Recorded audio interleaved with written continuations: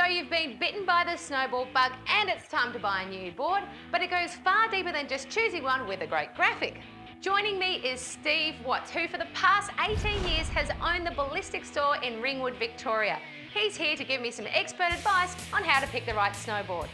So Steve, say I'm relatively new to snowboarding and I've been hiring my gear up until now. Now I want to buy my first snowboard. What is it I should be looking for? Well, the first thing we have to do is get you the right size board. Very important. Well, I think this one looks about the right size for me. Looks about the right size doesn't mean that it is. Oh, well, how can you tell? Well, the biggest bit of misinformation out there is that a board should be between your chin and your nose. And it's not? Well, no. To dispel that, if you're standing on the snowboard, the snowboard doesn't know how tall you are. It doesn't know what gender you are. It only knows how much you weigh. Right, well, so that's obviously a contributing factor. Massive contributing factor. The effective edge length, your body weight. So when you see people who are new to snowboarding, people on a board which is too stiff, you'll see them sliding sideways, kicking their back foot out, going across, kicking their back foot out and turning. Wrong. Right. Right, you actually turn a snowboard by bending the board.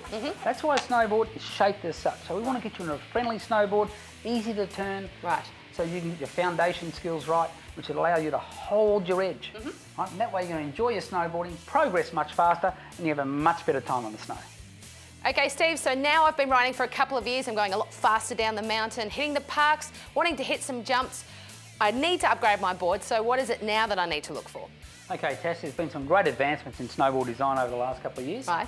Traditionally, if you wanted a stable board at high speed, it would be a stiff board, hard to ride, great at high speed, but no good in the park at low speed. Right. Or you would have a soft board, which is great feel in the parks, but at high speed, it would be a noodle. So you need a board for every style of riding you need? Yeah, but not anymore. Now, the board I've used as an example, I've got here with us, is the DH. It's been around for a couple of years, one of the best park boards in the world. Right. But it's very, very versatile. This is actually the 2010. We're the first people in the world to see this board. Wow. Great board. What they've done, this board has a lot more carve in it, a lot more energy in it.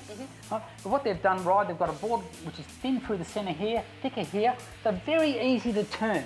When you go through it, turn a board, stores energy, it releases that energy as it comes out. Right. That's your pop. Right. So what happens is that energy has to go somewhere, it goes up the board, and the cheap board without torsional stiffness will distort. Right. So this board, even though it's a park board at high speed, will hold its edge tremendously well. Okay, so great for going down the mountain. What about this baby in the park?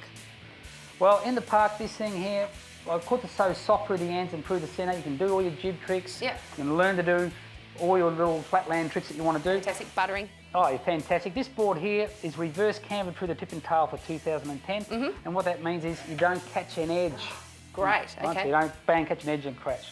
Okay. So it inspires your confidence and allows you to progress much faster. Okay, so great all mountain, great on park. What about the big jumps? Well, Tash, big jumps. In the past, it's been a problem if you didn't have your technique right and you're on a stiff all mountain board, you come off the jump, you wouldn't land right, bang, and spit you out through the centre and ouch. Yeah, big ouch. Yeah, exactly. On these new modern boards with their variable flex pattern, you come off a jump, you don't land right, bang, it'll soak it up and won't rebound out to the tail. Much more forgiving. Awesome, that's great. Yeah, look, the only problem you've got with these new modern design boards, It's what? well, you don't have any excuses. Right? But on a serious note, with the reverse camber on these boards, going off the big jumps, it will allow you to progress faster without pain. Steve, that's great advice. Thank you very much for that. From the beginners all the way up to the more advanced. Don't forget, if you want any more information on snowboards, why don't you come on down and see the guys at Ballistyx. All right, time for some slopestyle action now here at the Burton Australian Open. Perfect conditions, as you can see, on the front valley, and a great course as well. 2 rails up the top, 3 jumps down the bottom, and they're pretty massive kickers. Now, we've got 16 guys that have qualified into the final. There's 7 girls in there as well. They get 3 runs each. The best run counts. And of course, monster names from all over the world, so we're going to be seeing some huge air and plenty of spins.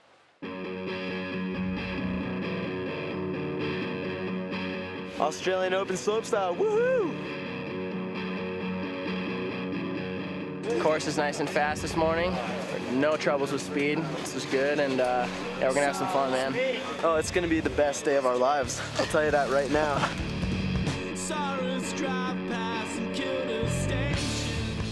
Now, in case you're wondering what slopestyle's all about, it's really what the name suggests, style on the slopes. We've got a bit of an obstacle course here with some jumps, rails put together, and the riders have to get down here as smooth as possible.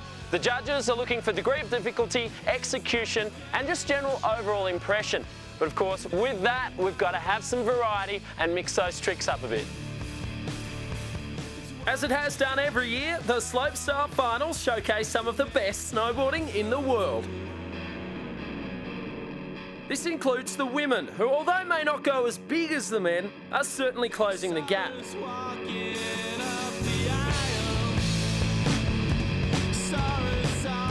The level of riding in girls is just getting pushed every comp. It's getting insane. Sooner or later it'll be a guy grill comp instead of just men and women separate. Taking out the women's title, Jamie Anderson showed just how the girls can do it. The perfect end to her time down under. It feels great. I'm stoked. The trip alone was awesome. I got to go to the Gold Coast and Byron Bay and went to Falls Creek and then here, and now I'm on my way home. I'm stoked. An intense competitive spirit between the men led to some amazing tricks not thought possible on a course this size, including a double-corked front-side 1080 from Haldor Helgeson. Finishing in third, newcomer Eric Willett surpassed his greatest expectations after slugging it out all the way from qualifiers. I came here and I didn't think there was going to be that many people here, and then I got here and there are huge names here. Danny Davis landed second place with a run that included back-to-back 900s, riding away with $3,500. Just kind of stuck to my thing, just keep good style and don't whack out. And I wanted to get some other tricks, but kind of failed my last two runs, but it all worked out. Second's fine with me. Coming out on top, Torstein Hogmo put together an unbelievable run that ended with a switch backside 1260. The same manoeuvre that won him the best trick at Star Wars. Anybody who's got switchback 12s on lock is definitely okay in my book, so he's been killing it for a while, so no surprise for sure. Torstein was a clear standout and well deserving of his $7,500, finishing nearly 10 points clear of second place. Oh, it feels awesome, dude.